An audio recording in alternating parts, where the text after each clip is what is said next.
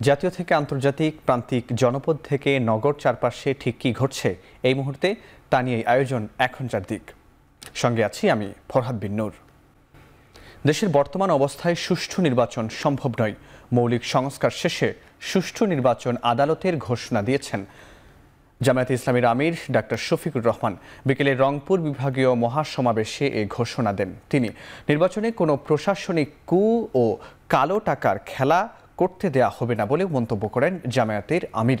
এ সময় mob culture নিয়ে জামায়াতের আমির জানান তার দল মব কালচার সমর্থন করে না। বলেন অপরাধের বিচার করার দায়িত্ব বিচার বিভাগের, জনগণের না। দেশের জনগণ আরেকটা ফ্যাসিবাদ কায়েম করতে দেবে না উল্লেখ করে ফ্যাসিবাদ নিশ্চিহ্ন না হওয়া পর্যন্ত লড়াই চালিয়ে যাওয়ার ঘোষণা দেন জামায়াতের আমির। এর আগে বিভাগীয় মহাসমাবেশ থেকে আগামী সংসদ নির্বাচনে রংপুর বিভাগের ৩৩টি আসনে দলীয় প্রার্থীর নাম ঘোষণা করে জামায়াত ইসলামী।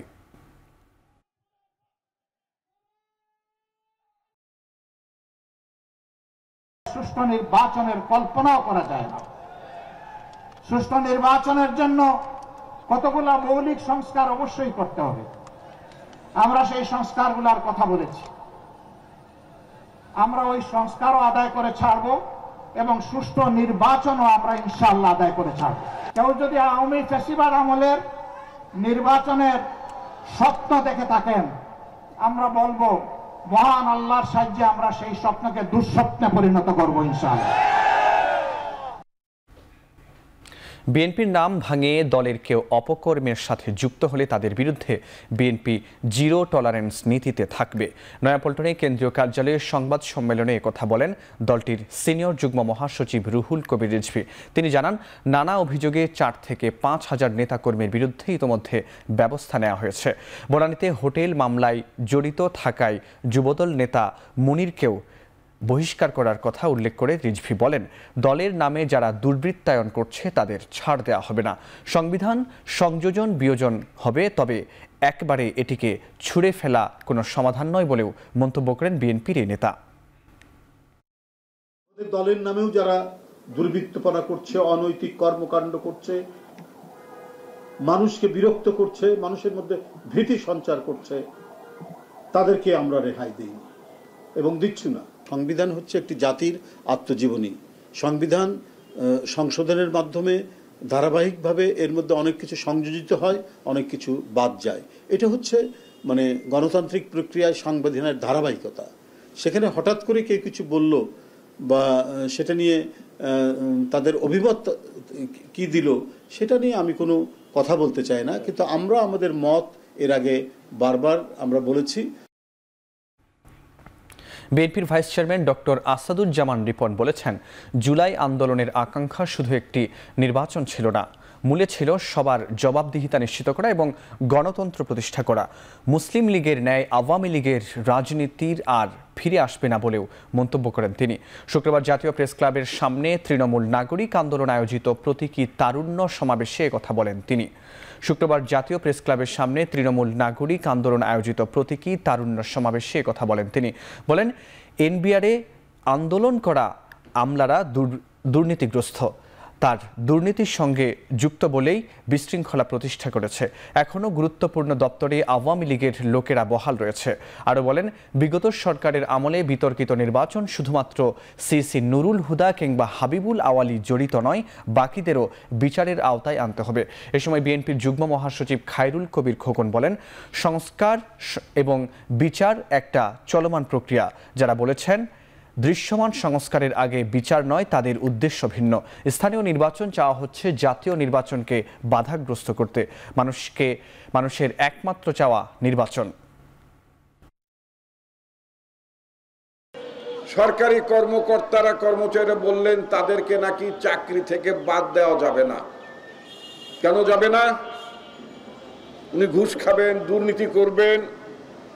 14,000 টাকার বেতনের কর্মচারী ঢাকা শহরে 2টা বাড়ি বানায় ফেলবেন, বিদেশে ছেলে পেলে পড়াবেন। এই ঘটনা একজন এমপির বেলায় হলে, একজন মন্ত্রীর বেলায় হলে তাকে জবাবদিহি করেন, বলেন পলিটিশিয়ানরা খারাপ। এই যে পরিবর্তনটি হয়েছে, এই পরিবর্তনটির মধ্য দিয়ে যে আমরা যে সংস্কার চাই, এই মহাচোরদেরকে আমাদেরকে আটকাতে হবে। বিএনপিতে কোনো হাইব্রিডের জায়গা হবে না বলে মন্তব্য করেছেন বিএনপির ভাইস চেয়ারম্যান আহমেদ আজম খান। দুপুরে তার নির্বাচনী এলাকা বসাইলে সনাতন ধর্মের নেতাকর্মীদের সাথে শুভেচ্ছা বিনিময় অনুষ্ঠানে তিনি একথা বলেন। তিনি বলেন, কিছু রাজনৈতিক দল নির্বাচনী মাঠে জনগণের সাড়া না পেয়ে নানা রকম কথা বলছে। কেউ পিআর পদ্ধতির কথা বলছে, আবার কেউ বিচারের কথা বলে নির্বাচনকে পিছিয়ে দেওয়ার চেষ্টা করছে। এ সময় সনাতন ধর্মের লোকজনের যে কোনো প্রয়োজনে দলীয় নেতাকর্মীদের পাশে থাকার নির্দেশনা দেন তিনি। যে কোনো মূল্যে সীমান্ত হত্যা বন্ধ করবে এনসিপি। জুলাই পদযাত্রার চতুর্থ দিনে ঠাকুরগাঁওয়ে এমন মন্তব্য করেন দলটির আহ্বায়ক নাহিদ ইসলাম। নাহিদ ইসলাম আরও বলেন, এই দেশে উন্নয়নের ক্ষেত্রে আর কোনো বৈষম্য হবে না, এমনকি প্রান্তিক জেলা ঠাকুরগাঁও সমানভাবে উন্নয়নের ছোঁয়া পাবে। চতুর্থ দিনে কর্মসূচিতে বেলা 12টায় ঠাকুরগাঁও পৌঁছায় এনসিপি। এর আগে পঞ্চগড়ের আটোয়ারিতে দলটির উপজেলা কার্যালয়ের উদ্বোধন করা হয়। বিকেলে দিনাজপুরের পথসভার মাধ্যমে রংপুর বিভাগের এই জুলাই পদযাত্রার কর্মসূচি শেষ হওয়ার কথা রয়েছে।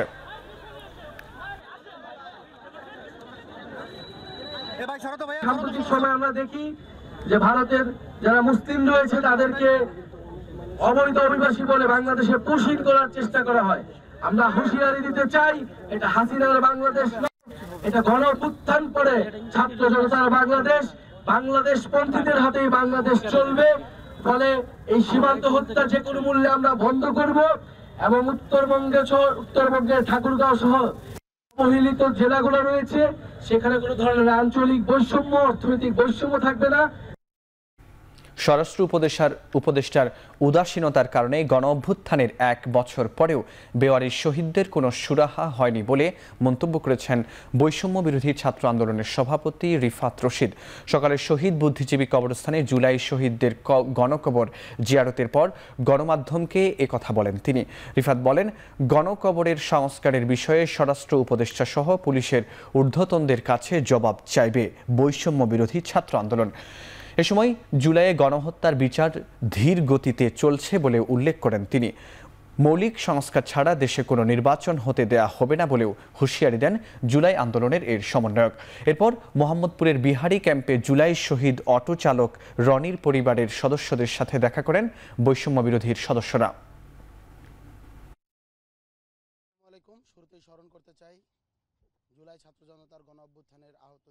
জুলাই গণ অভ্যুত্থানের ম্যান্ডেট নিয়ে যেই স্বরাষ্ট্র উপদেষ্টারা ক্ষমতায় বসেছেন, তাকে যখন ক্ষমতা আরেকজন উপদেষ্টাকে প্রেসার দিয়ে কাজ করাতে হয় এবং সেই উপদেষ্টা যখন তার উপদেষ্টা পদ ছেড়ে চলে যায়, তখন সেই কাজের আর সীমিত হয়ে পড়ে, সেই কাজ আর আগায় না। এই ব্যাপারটা আমাদেরকে ব্যথিত করে। আপনারা দেখতে পেয়েছেন এই স্বরাষ্ট্র উপদেষ্টার আমলে পুলিশ আবারও ভয়ঙ্কর হয়ে উঠছে। পুলিশ হাসিনার পুলিশের জায়গার দিকে ফেরত যাচ্ছে। চট্টগ্রামের ঘটনা, নতুন বাজারের ঘটনা, কিংবা সারা বাংলাদেশ এরকম অসংখ্য উদাহরণ দেওয়া যাবে। ভবিষ্যৎ রাজনীতিতে জুলাই অভ্যুত্থানের ঋণ স্মরণ রাখতে হবে, এমন মন্তব্য করে গণসংহতি আন্দোলনের প্রধান সমন্বয়কারী জোনায়েদ সাকি বলেছেন, পুনর্বাসন নয়, রাষ্ট্রকে দায়িত্ব নিতে হবে জুলাই আত্মত্যাগকারীদের। বিকেলে রাজধানীর বিএমএ মিলনায়তনে জুলাই অভ্যুত্থানের শহীদ পরিবার ও আহত যোদ্ধাদের সম্মিলন ও আলোচনা সভায় একথা বলেন তিনি। জুলাই মাসেই জুলাই সনদ হবে বলে আশাবাদ প্রকাশ করেন জুনায়েদ সাকি। ভবিষ্যতে যাতে কেউ জবরদস্তি করতে না পারে সেজন্য 5 আগস্টের মতো ঐক্যবদ্ধ থাকার আহ্বান জানিয়ে 1 আগস্ট কেন্দ্রীয় শহীদ মিনারে জুলাই সমাবেশের ঘোষণা দেন তিনি। আলোচনায় অংশ নিয়ে আলোকচিত্রী শহীদুল আলম বলেন, জুলাই আন্দোলনে আত্মত্যাগকারীদের ভুলে গেলে ভবিষ্যতে সরকারকে মীর জাফর হিসেবে আখ্যায়িত করা হবে।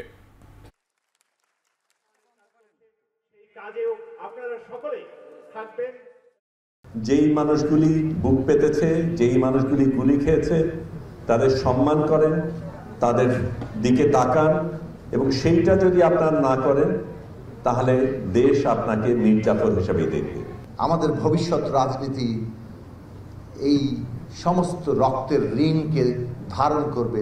আমরা অন্তত আমাদের দলের পক্ষ থেকে কথা দিতে পারি, এবং এইটুকু কথা দিতে পারি যে বাংলাদেশের রাজনীতিতে বেঈমানি যদি আবার শুরু হয়, আমরা তার বিরুদ্ধে লড়বো। যাদের রক্তের, যাদের ত্যাগের উপরে যাদের এই ঋণকে আপনারা কোনোভাবে, এটার চাইতে অগ্রাধিকার আর কিছু হতে পারে না। বিদ্যুৎ, জ্বালানি ও খনিজ সম্পদ মন্ত্রণালয়ের উপদেষ্টা মোহাম্মদ ফাউজুল কবির খান বলেছেন, বর্তমান সরকার স্মরণকালের সবচেয়ে ভালো নির্বাচন উপহার দেবে। ভোটাররা নিজের ভোট দিবেন এবং বিভিন্ন প্রার্থীর পোলিং এজেন্টদের উপস্থিতিতে উন্মুক্তভাবে ভোট গণনা করা হবে। বিকেলে মাদারগঞ্জ উপজেলার তারতাপাড়া গ্রামে বাপেক্স এর বাস্তবায়নাধীন গ্যাসকূপ 1 পরিদর্শন শেষে সাংবাদিকদের এসব কথা বলেন তিনি। এ সময় তিনি জনগণের উদ্দেশ্যে আরও বলেন, এমন লোককে নির্বাচিত করবেন যিনি উন্নয়ন প্রকল্প সঠিকভাবে ব্যয় করবেন। এমন কাউকে নির্বাচিত করবেন না তাকে পালিয়ে যেতে হয়। দেশের জ্বালানি সংকট সমাধানে নতুন করে আরও 100টি নতুন কূপ খনন করা হবে বলেও জানান তিনি। এ সময় উপস্থিত ছিলেন বিদ্যুৎ, জ্বালানি ও খনিজ সম্পদ মন্ত্রণালয়ের সচিব মোহাম্মদ সাইফুল ইসলাম সহ আরও অনেকে।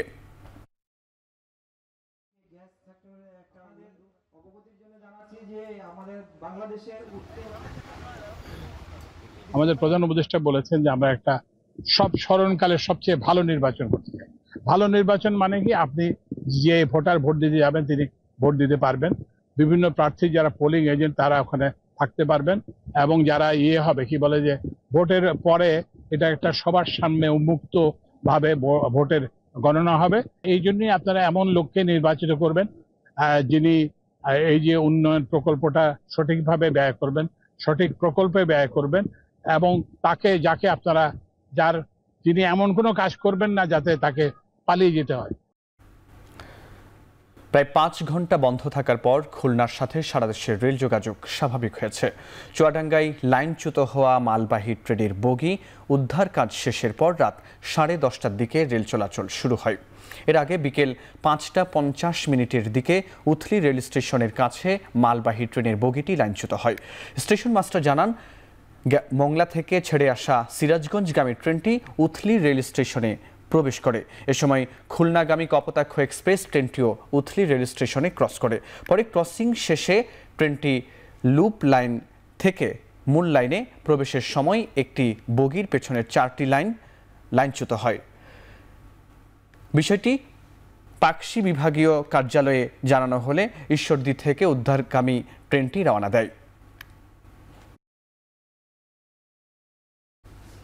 গণ অধিকার পরিষদের সভাপতি নুরুল হক নূর ও সাধারণ সম্পাদক রাশেদ খানের বিরুদ্ধে মিথ্যা মামলা ও হয়রানিমূলক মামলার প্রতিবাদে কুষ্টিয়ায় মশাল মিছিল অনুষ্ঠিত হয়েছে। সন্ধ্যা 7:30টায় গণ অধিকার পরিষদের জেলা শাখার আয়োজনে কুষ্টিয়া ফায়ার সার্ভিসের সামনে থেকে মিছিলটি বের হয়। শহরের প্রধান সড়ক ঘুরে শেষ হয় মজমপুরে। পরে সেখানে সমাবেশে বক্তারা নুরুল হক নূর ও রাশেদ খান সহ তাদের নেতাকর্মীদের বিরুদ্ধে মিথ্যা ও হয়রানিমূলক মামলার তীব্র নিন্দা জানান। অনতিবিলম্বে মামলা প্রত্যাহারের দাবিও জানান তারা, আর দাবি আদায় না হলে কঠোর আন্দোলনের হুঁশিয়ারি দেন। এর আগে গেল 31 মে রাতে বরিশাল নগরের ফকিরবাড়ি সড়কে জেলা ও মহানগর জাতীয় পার্টির কার্যালয়ে গণ অধিকার পরিষদের নেতাকর্মীরা হামলা চালায় বলে অভিযোগ ওঠে। এ ঘটনার পর জাতীয় পার্টির পক্ষ থেকে আদালতে মামলা করা হয়। আসামি করা হয় নুরুল হক নূর, রাশেদ খান সহ 25 নেতাকর্মীকে। এছাড়া অজ্ঞাত আসামি করা হয় 70 থেকে 80 জনকে।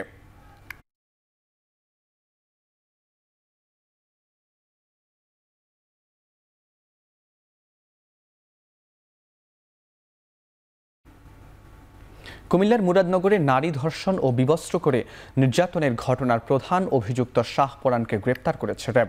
শুক্রবার এক সংবাদ সম্মেলনে এমনটাই জানিয়েছেন র্যাব 11 অধিনায়ক lieutenant colonel HM Sajjad Hossain.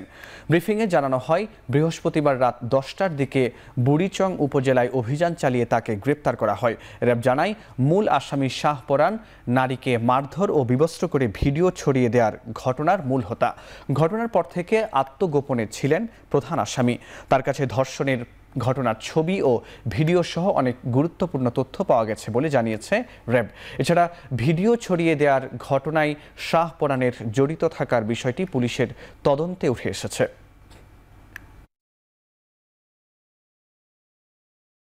মূলত দুই ভাইয়ের দ্বন্দ্বকে কেন্দ্র করেই এই ঘটনাটা ঘটানো হয়েছে এবং এই মহিলাকে এই দুই ভাই দীর্ঘদিন যাবৎ উত্ত্যক্ত করে আসছিল। সেটাই ছিল মূলত ঘটনা। এটার এই লক্ষ্য আপনারা অলরেডি জানেন যে ধর্ষক সহকারে 4 জন উত্ত্যক্তকারী 4 মবের সদস্য এবং যে প্রধান পরিকল্পনাকারী গতকাল আমরা তাকে অ্যারেস্ট করেছি। পাবনার সাথিয়ায় 4 ও 5 বছর বয়সী 2 শিশুকে ধর্ষণের অভিযোগে একজনকে গ্রেপ্তার করেছে র্যাব। দুপুরে জেলার র্যাব কার্যালয়ে এক সংবাদ সম্মেলনে এই তথ্য জানানো হয়। র্যাব জানায়, মঙ্গলবার বিকেলে শিশু দুটি রাস্তায় খেলা করছিল। এ সময় অভিযুক্ত রনি তাদের নিজ বাড়িতে নিয়ে ধর্ষণ করে। পরে শিশুরা অসুস্থ অবস্থায় বাড়িতে গেলে পরিবারের সদস্যরা বিষয়টি জানতে পারে। পরে এ ঘটনায় সাথিয়া থানায় একটি মামলা করেন তারা। এর প্রেক্ষিতে গেল রাতে দরিয়াপুর এলাকায় অভিযান চালিয়ে অভিযুক্ত রনিকে গ্রেপ্তার করা হয়।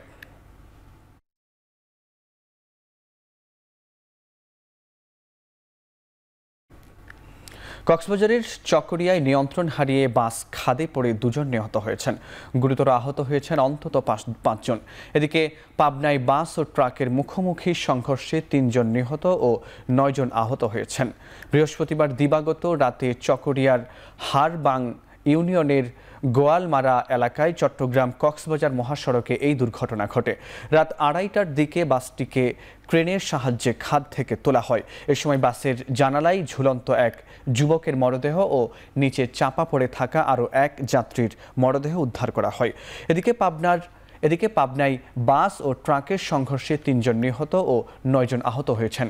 সকালে সাথিয়া উপজেলার পাবনা ঢাকা মহাসড়কের পূর্ব বনগ্রাম এলাকায় এই ঘটনা ঘটে। পুলিশ জানায়, নারায়ণগঞ্জ থেকে ছেড়ে আসা পাবনা এক্সপ্রেস বাসের সাথে বিপরীত দিক থেকে আসা পাথর বোঝাই ট্রাকের সংঘর্ষ হয়। এতে ঘটনাস্থলে নিহত হন 3 জন।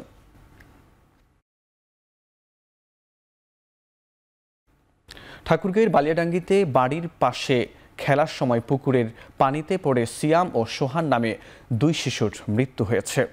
সকালে উপজেলার চারল ইউনিয়নের ছোট লাহড়ি গ্রামে এই ঘটনা ঘটে।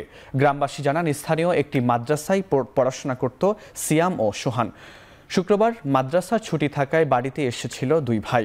সকালে ঘুম থেকে উঠে খেলতে গিয়ে পুকুরের পানিতে ডুবে 2 জনের মৃত্যু হয়। এ ঘটনায় শোকের ছায়া নেমে এসেছে 2টি গ্রামে।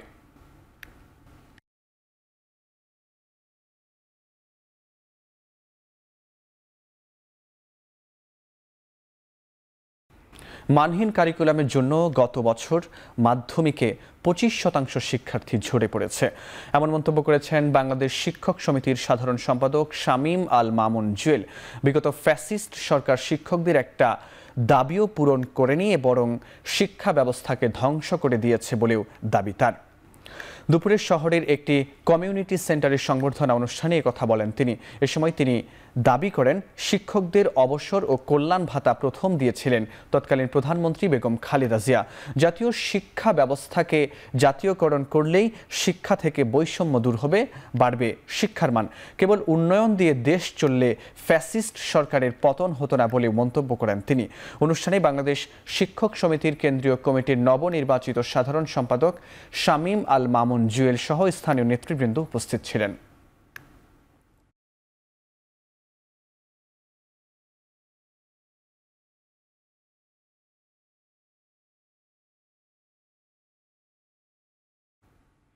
বাজারে অন্যান্য পণ্যের দাম স্থিতিশীল থাকলেও বেড়েছে মৌসুমি সবজির দাম।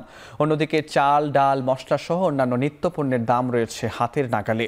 শুক্রবার কারওয়ান বাজার ঘুরে দেখা যায়, সবজির পাশাপাশি দাম চড়া দেশি বিদেশি মাছেরও, যেখানে রুই প্রতি কেজি 600 থেকে 800, কই 200 থেকে 220 টাকা দরে প্রতি কেজি বিক্রি হচ্ছে, যা গত সপ্তাহের তুলনায় বেশ চড়া।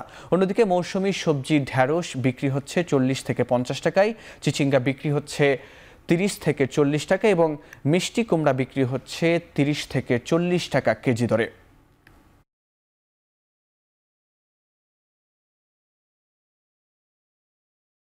টমেটোর দামটা বেশি, 140 টাকা কেজি, আর সব সবজি 60-70 টাকার ভিতরে আছে। বর্ষাকাল কারণে 10 টাকা 20 টাকা বাড়ছে, এগুলা বর্ষার কারণেই আর কি। ঢেঁড়স গত সপ্তাহে ছিল 50 থেকে 60 টাকা, এই সপ্তাহে সেম দামই আছে। যেমন বেগুনটা ধরেন একটু দাম বেশি, গত সপ্তাহে 60-70 ছিল, এই সপ্তাহে হচ্ছে 100 টাকা 90 থেকে 100 টাকা কেজি। তারপর আপনার ঝিঙ্গা, চিচিঙ্গা এগুলো 50 থেকে 60 টাকা কেজি, আগের দামই আছে। মাছের বাজার তো ডিলি হাফ ডাউন, ডিলি বাড়ে কমে, এখন 100 টাকা বেশ কমে থাকা, এখন 50 টাকা দাম বাইরে থাকা, এরকম থাকে। গেল 1 মাস ধরে বাড়তি চালের দাম গত এক মাসের ব্যবধানে চট্টগ্রামে পাইকারি বাজারে 50 কেজির বস্তায় 250 টাকা থেকে 300 টাকা পর্যন্ত বেড়েছে চালের দাম। চট্টগ্রামে পাইকারি বাজারে চালের দাম বাড়তি থাকায় প্রভাব পড়েছে খুচরা বাজারে। সরবরাহ ঘাটতি না থাকলেও দাম বাড়ায় ক্ষোভ প্রকাশ করেছেন ক্রেতারা। একই পরিস্থিতি কুষ্টিয়ার খাজানগরেও। কেজিতে চালের দাম বেড়েছে 3 থেকে 4 টাকা পর্যন্ত। এদিকে খুলনায় বাড়তি দামে বিক্রি হচ্ছে সবজি। সপ্তাহের ব্যবধানে পটল, করলা সহ বেশিরভাগ সবজির দাম বেড়েছে 10 থেকে 30 টাকা পর্যন্ত। তবে সবথেকে বেশি দামে বিক্রি হচ্ছে বেগুন। গেল সপ্তাহে প্রতি কেজি বেগুন 60 টাকায় বিক্রি হলেও আজকের বাজারে বিক্রি হচ্ছে 100 থেকে 110 টাকায়।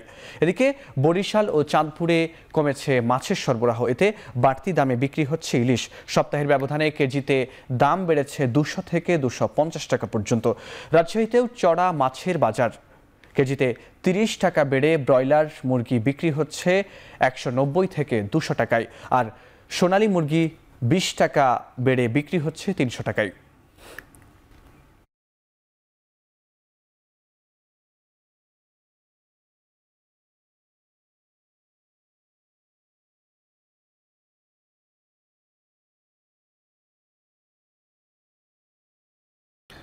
এবার আন্তর্জাতিক প্রসঙ্গ। ইতালির রোমের একটি পিএলজি ও পেট্রোল স্টেশনে ভয়াবহ বিস্ফোরণে অন্তত 27 জন আহত হয়েছেন। আহতদের মধ্যে 8 জন পুলিশ কর্মকর্তা, 1 জন ফায়ার সার্ভিস কর্মী রয়েছেন। এ ঘটনায় আশপাশের ভবন ও যানবাহনের ব্যাপক ক্ষয়ক্ষতি হয়েছে। জানা গেছে স্থানীয় সময় শুক্রবার সকাল 8:20 রোমের ভিয়া দি গার্দিয়ানিতে বিস্ফোরণের ঘটনায় শহর জুড়ে আতঙ্ক ছড়িয়ে পড়ে। ফায়ার সার্ভিসের 10টি ইউনিট আগুন নিয়ন্ত্রণে কাজ করেছে। প্রাথমিকভাবে জানা গেছে একটি ট্রাক ধাক্কা দিলে গ্যাস পাইপলাইন লিক হয়ে একাধিক বিস্ফোরণ ঘটেছে। এই ঘটনায় উদ্বেগ প্রকাশ করেছেন প্রধানমন্ত্রীর জর্জিয়া মেলোনি, রোমের মেয়র রবার্তো গুয়ালতিয়েরি এবং পোপ চতুর্থ লিও।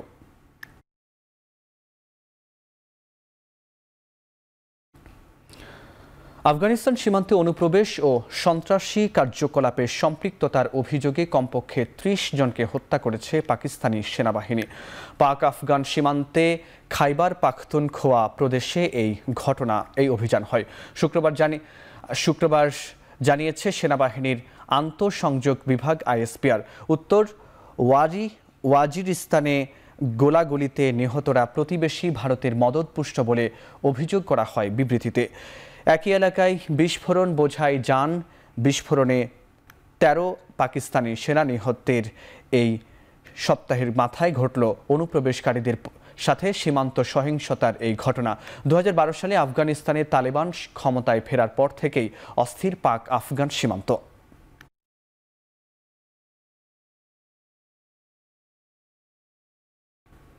ইউক্রেনে বড় পরিসরে নিষিদ্ধ রাসায়নিক অস্ত্র ব্যবহার করেছে রাশিয়া।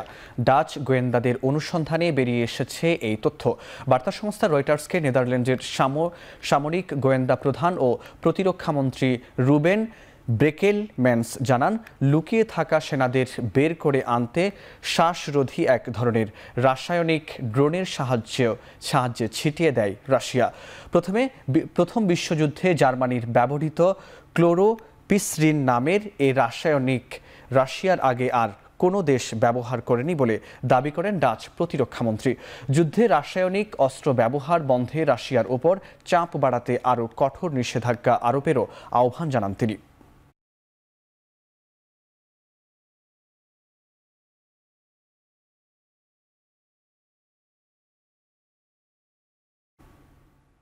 উনিশশো 1967 সালের যুদ্ধের পর থেকে 6 দশকে 10 লাখ ফিলিস্তিনিকে অপহরণ ও কারাবন্দী করেছে ইসরায়েল।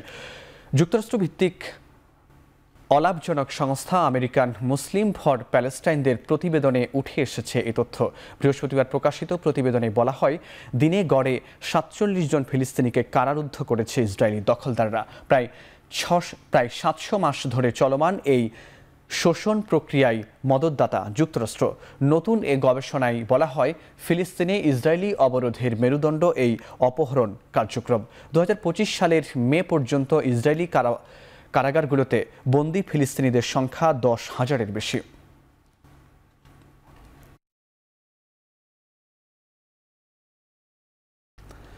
এবার খেলার খবর। শ্রীলঙ্কার বিপক্ষে টি-20 সিরিজের জন্য লিটন দাসের নেতৃত্বে 16 সদস্যের দল ঘোষণা করেছে বাংলাদেশ। দলে জায়গা হয়নি কয়েক মাস আগেও অধিনায়কের দায়িত্বে থাকা নাজমুল হোসেন শান্তর। দীর্ঘদিন পর দলে ফিরেছেন অলরাউন্ডার মোহাম্মদ সাইফুদ্দিন ও top order batter Mohammad Naim Sheikh. Injury কাটিয়ে দলে ফিরেছেন পেসার তাসকিন আহমেদ ও শরীফুল ইসলাম। ফিরেছেন স্পিনার নাসুম আহমেদও। বাদ পড়েছেন খালিদ আহমেদ ও হাসান মাহমুদ। 16 সদস্যের দলে আরও আছেন পারভেজ ইমন, তানজিদ তামিম, তৌহিদ হৃদয়, শামীম পাটোয়ারি, শেখ মাহিদি, জাকের আলী, মেহেদি মিরাজ, তানজিম সাকিব, নাসুম আহমেদরা। ক্যান্ডিতে 3 ম্যাচের টি-20তে সিরিজের প্রথম ম্যাচ অনুষ্ঠিত হবে আগামী 10 জুলাই।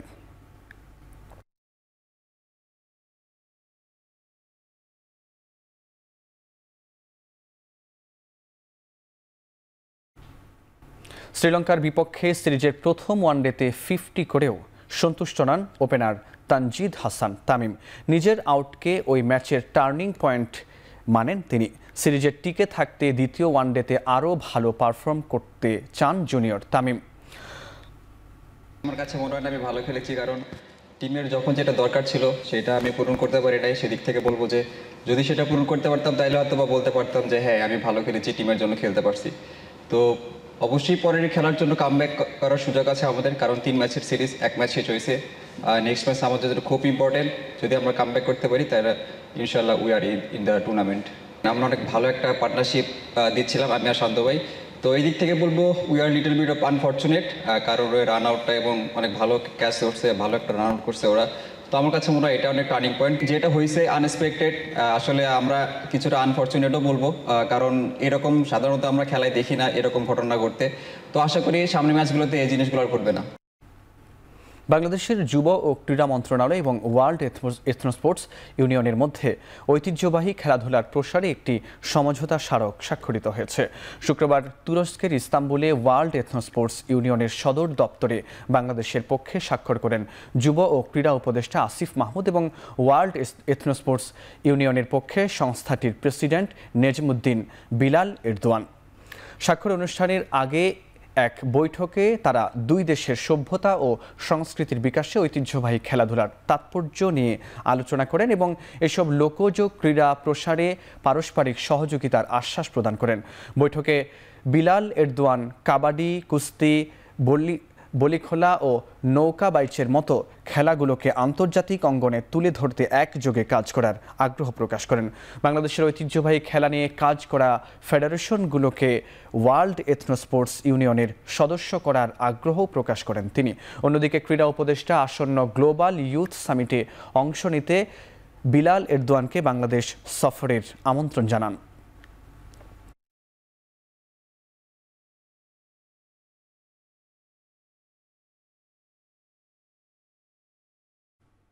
ক্লাব বিশ্বকাপের প্রথম কোয়ার্টার ফাইনালে রাতে মাঠে নামছে ব্রাজিলিয়ান ক্লাব ফ্লুমিনেন্স এবং সৌদি আরবের আল হিলাল। বাংলাদেশ সময় শুক্রবার রাত 1টায় শুরু হবে দুই মহাদেশীয় জায়ান্টের ম্যাচ। কোয়ার্টার ফাইনালে আসার পথে দুই দলই উপহার দিয়েছেন আসরের সবচেয়ে অন্যতম সেরা চমকের। ফ্লুমিনেন্স রাউন্ড অফ 16-এর ম্যাচ বিদায় করেছে ইউরোপের চ্যাম্পিয়ন্স লিগের রানার আপ ইন্টার মিলানকে, আর আল হিলাল 4-3 গোলের উত্তাপ ছড়ানো ম্যাচে বিদায় করেছে ফেভারিট ম্যানচেস্টার সিটিকে। হাই ভোল্টেজ এই ম্যাচটি হবে অরল্যান্ডো ক্যাম্পিং ওয়ার্ল্ড স্টেডিয়ামে। দুই দলই এই ম্যাচে মাঠে নামছে দুর্দান্ত রেকর্ড নিয়ে। ফ্লুমিনেন্স এর আগে টানা 10 ম্যাচ অপরাজিত, আর আল হিলাল এই ম্যাচে মাঠে নামছে টানা 9 ম্যাচ অপরাজিত থেকে।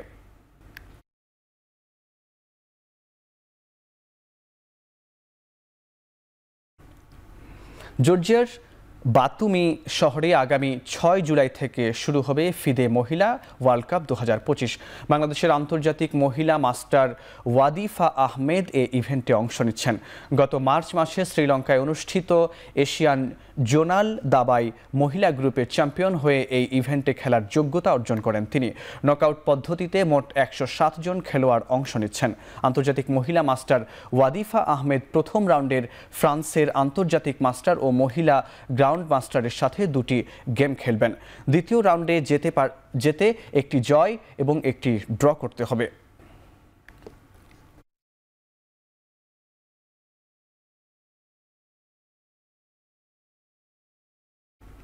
এখন চারদিক শেষ করছি। এখন টেলিভিশন ওয়েবসাইটে দেখতে ভিজিট করুন www.ekhon.tv। এছাড়া ফেসবুকে দেখতে ভিজিট করুন facebook.com/tv.ekhon এবং ইউটিউবে দেখতে ভিজিট করুন youtube.com/c/ekhon tv।